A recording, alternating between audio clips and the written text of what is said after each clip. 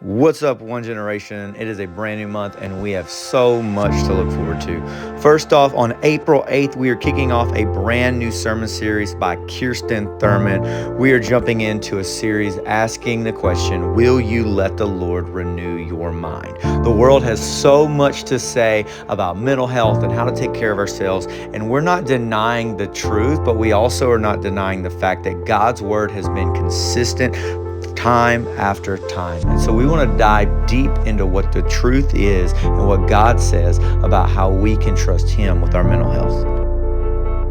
Secondly, we have some pretty audacious goals this year. One of them being that we believe God is moving us beyond consumer Christianity that's all focused on me, and rather is leading us to be an active participant in the advancement of the gospel. And the way we do that is through serving. We've set the goal to have 20 students actively serving within our church. This includes youth ministry as well as every other area you see men and women of God pouring out their time, talents, and treasure in order to advance God's kingdom. So this is a reminder to mark your calendars for April 19th. That's a Sunday morning directly after service where we will all be meeting together as a body to talk about what God has in store for us over this next season.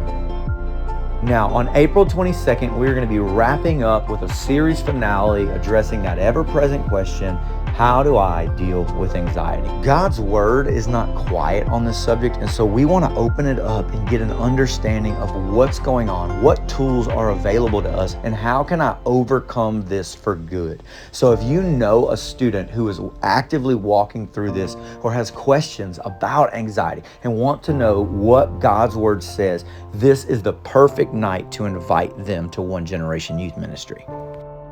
Now, Saturday, April 25th is something you are not going to want to miss. We are inviting all 6th through 12th graders to join us on a road trip to Baton Rouge where we go play laser tag at Surge Entertainment.